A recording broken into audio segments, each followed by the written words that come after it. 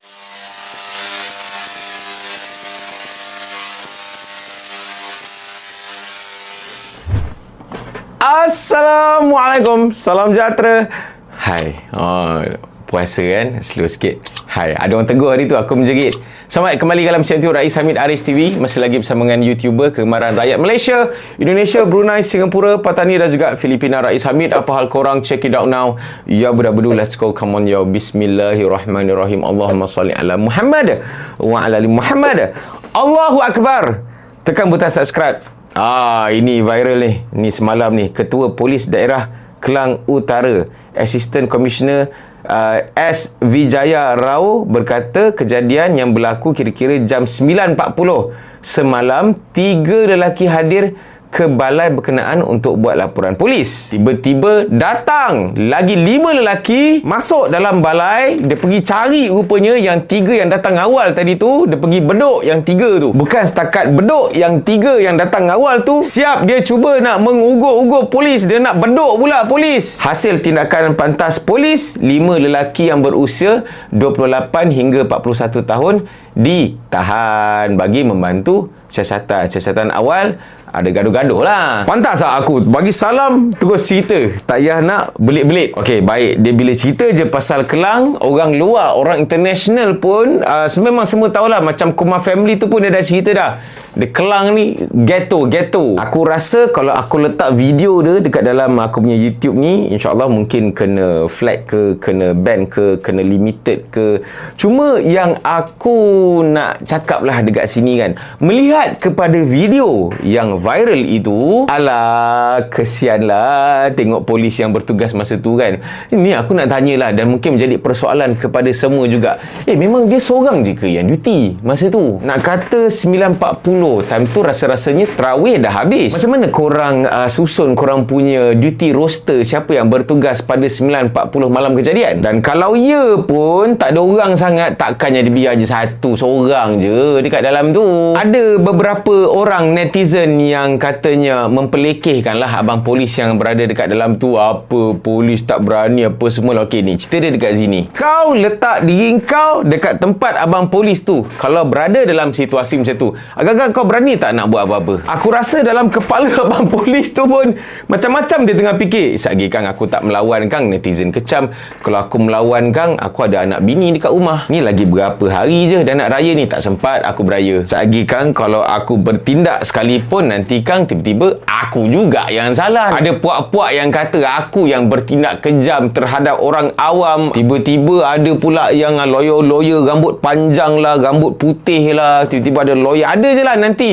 yang kata ni dah melanggar hak asasi manusia, polis tak boleh bertindak sebegitu. Jadi apa yang abang polis tu buat? Gitu-gitu je lah. Show.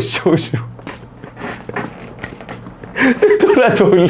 5 orang tau. Member dah gini-gini dah dekat abang polis tu. Kau fikirlah sikit. Siapa yang pernah pergi balai? Aku rasa semua orang mungkin ada pengalaman pergi balai. Benda tu berlaku dekat balai polis tau. Sedangkan polis-polis yang bertugas ni pun confirm diorang akan draw weapon. Memang akan simpan pistol dekat badan diorang. Dan mungkin korang juga tertanya-tanya kenapa tak keluar je pistol. Macam aku cakap tadi, dalam kepala polis tu macam-macam dia tengah fikir. Kalau ada persoalan yang mungkin nak pertikai, diorang ni tak hormat langsung polis, tak takut langsung polis. Kau tengok diorang pun tahulah, mana diorang takut polis. Takut pun tak, apatah lagi nak hormat orang-orang yang macam tu. Sebelum korang nak spin cakap aku, ni aku tak cakap pasal kaum dan sebagainya. Siapa-siapa samsing, bukan setakat dekat Malaysia, dekat mana-mana pun, memang kalau nampak polis, diorang ayam-ayamkan polis je. Jadi dekat sini saranan aku lah, supaya polis boleh mempertingkatkan lagi dekat balai tu, orang kata yang standby berapa orang, SOP dia boleh tak pakai weapon, at least cota ke apa benda kan. Takut-takut kalau jadi macam ni, nampak polis pun dalam bahaya tau. Bukan polis setakat kena jaga nyawa, jaga keselamatan orang awam. Sekarang ni dah kena jaga keselamatan sendiri. Jadi polis pun dah tak selamat dah sekarang. Dan yang last kali lah, okay, kita punya undang-undang ni, kalau kau baca kan, dia punya undang-undang sivil, undang keselamatan apa semua ni kan, aku rasa dah cukup baik lah. Boleh lah, okey lah kita punya undang-undang kan. Tapi nak menguat kuasakan tu, jaga hati orang ni, jaga hati orang ni. Macam tadi tu kan, orang tu dah kena tangkap dah. Tapi nanti kan tiba bebas pula kad OKU pula. Kan sebab apa? Biasalah. Time-time dekat-dekat nak mengundi penggal dah nak habis kan, adalah nanti orang-orang yang cuba menjaga sebab nak dapat.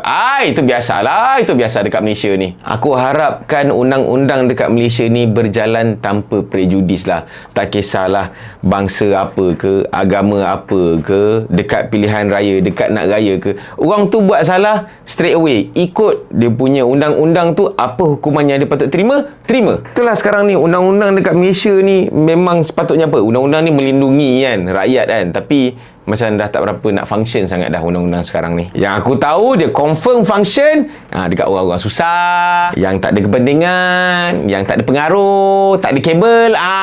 Itu undang-undang tu memang untuk yang ini je lah. So apa kata korang? Kalau setuju, boleh komen setuju, boleh komen dekat bawah dan share juga video ni.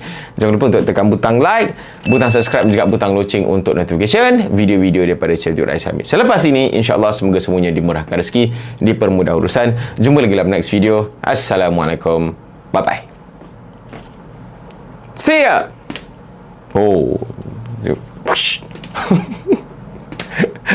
Gitu-gitu jawapan polis tu kan. Takut kan. Sebab ada tak takut. Begini dia bagi lah.